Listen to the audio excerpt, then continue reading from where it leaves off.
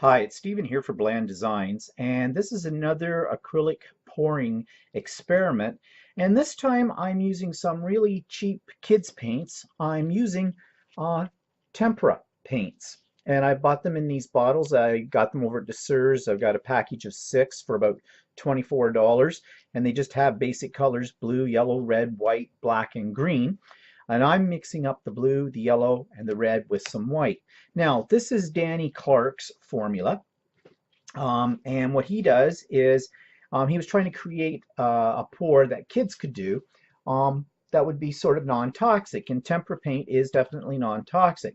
So what he did was he made a mixture of a 1-to-1 ratio, 1 part of the paint and 1 part school glue, Elmer school glue. And he used the washable, and I'm getting a glare on my bottle. He didn't say you had to use the washable. That's what he happened to have, but I bought it so I could duplicate what he did.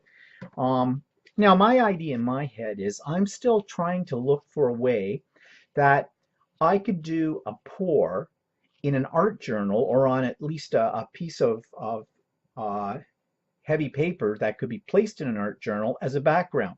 The problem with acrylic pourings are they take too long to dry for that application. I'm thinking with the white glue mixed in this that possibly with a heat gun I can make it dry. But that's for a future video. What I'm doing today is I'm just simply going to see how this works on a canvas. So I've weighed out all of my paint. So I have about 25 milliliters of paint in my cup mixed with 25 milliliters of the white glue. And then, according to Danny Clark, you're supposed to just put in a splash of water and a splash of alcohol. And I'm using 99% alcohol. He uses 91%. I don't know if that makes much of a difference or not. But that's what I've done in all of these cups already. And I'm going to switch to the other camera and so you can see the pour. And I'm going to do a dirty pour, a flip cup dirty pour. So I'm going to move over there to the other camera so you can see this process and we'll see what we get. Canvas here. And just as a side note, if you saw my vlog this week, you know that the canvases that I'm using right now are recycled canvases. This is a canvas. If you look on the back, you can see what was on it originally. I bought these canvases at the thrift store for a ridiculously cheap amount of money. And I just put 2 coats of gesso over top of it to cover up what was originally on here. And so now I'm going to do a pour on it. So, and since all of these products are basically very cheap, if it doesn't work, it doesn't work. So I'm going to get a cup out and I'm going to start with some white. And I said I was going to do this as a flip cup, but I'm going to do it as a dirty pour. So some white. I think I'll go with the blue next.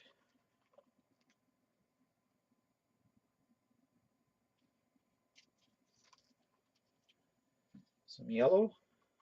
Actually, I think I'll do red next, and then yellow. So I'm just working here with primary colors.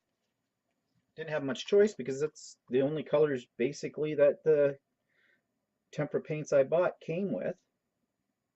Now the one advantage, if this works, of doing it with tempera paints is tempera paints tend to be a lot cheaper than acrylic paints. However, the archival quality and the permanence of them I'm really not sure about. But I think if you put varnish over the top of it, they'll last for quite a few years. At least that's my theory. A little more red. I want to get a fairly full cup because I want good coverage. Yellow. Now, as I said, this mixture also has a splash of water and a splash of alcohol. I don't know if I'm going to get any cells. He did. He got some really great cells. I may or may not torch this. We'll see how this goes. I'm getting a fairly full cup here.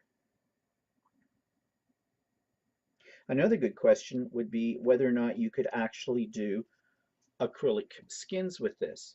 Now, according to Danny, this the binders that are in Tempera paint, this is what makes them non-toxic, because it's actually, I think, things like cornstarch or things like that that are in it, as opposed to a lot of chemicals that you would find in um,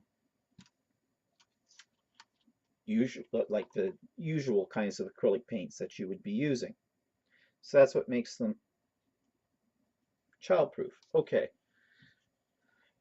I've got enough here. I might as well go for the whole thing. It's probably way too much paint, but what the heck? It's cheap, it's Tempera. We'll give it a go.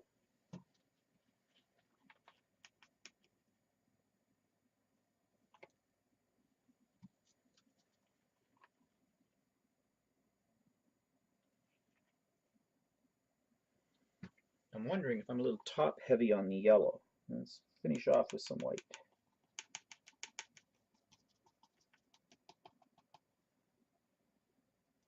Okay. I'm just going to stick the stick into it a little bit. That's all I'm going to do. I don't know if that's going to make any difference to any of this or not, but we shall see. Okay.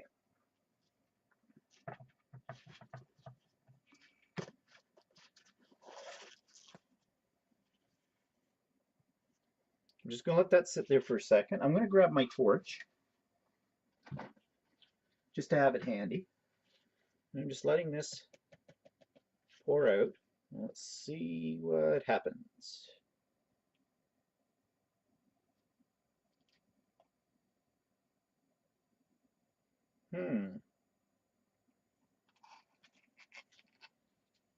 Interesting. Let's hit it with the torch first off.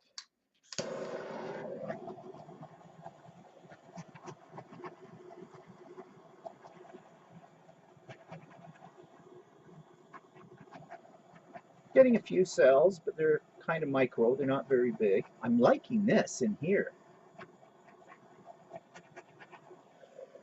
Okay, so let's do a little tipping it off. I want to keep that stuff that's in the center.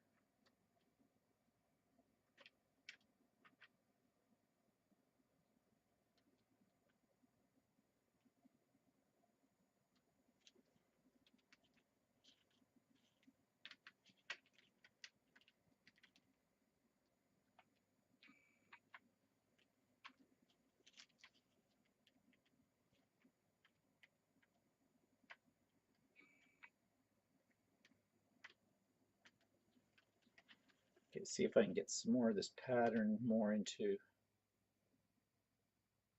the overall canvas. I know you can't see this right now, that angle.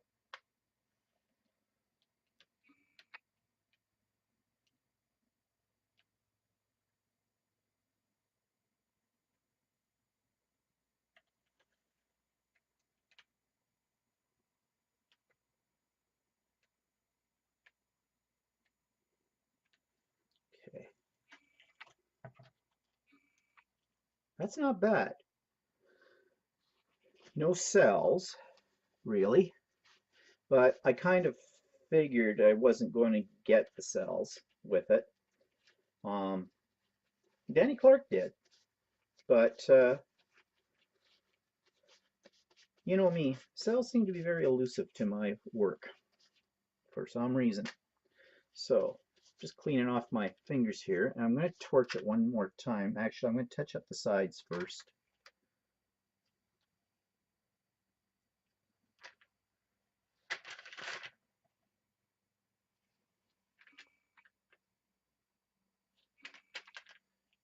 Sorry, you get my head.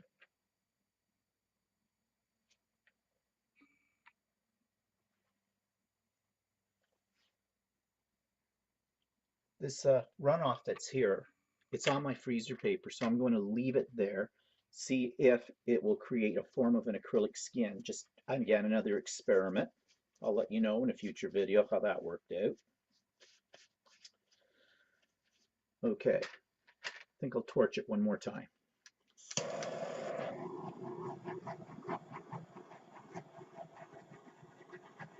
Well, I'm getting a few air bubbles coming to the surface, but really, I'm not getting any real cells with this, although this is kind of pretty. It's a little different. Yeah, that's all I can do with the torch. And I think I'm just going to leave that just as it is. It's still moving. I can still see it moving. So we'll let it do its thing and just leave it. And when it gets dry, I will show you what the final product looks like. So here's the dried piece. I haven't varnished it yet, but it didn't turn out too bad. I have a few cells, but very few cells in here. There's one right around here and here. And those might have actually been more or less air bubbles than anything else. But the colors are kind of subdued, and that may be a combination of what I picked and possibly the fact that I'm using tempera paint with the glue.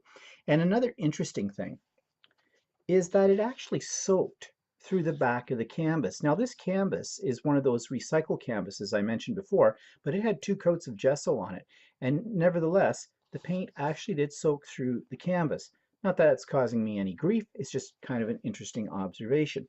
So overall, I don't think it's too bad. However, I don't think this is going to work on watercolor paper or that kind of thing in terms of using it for a background in an art journal page like I was thinking it might work with that.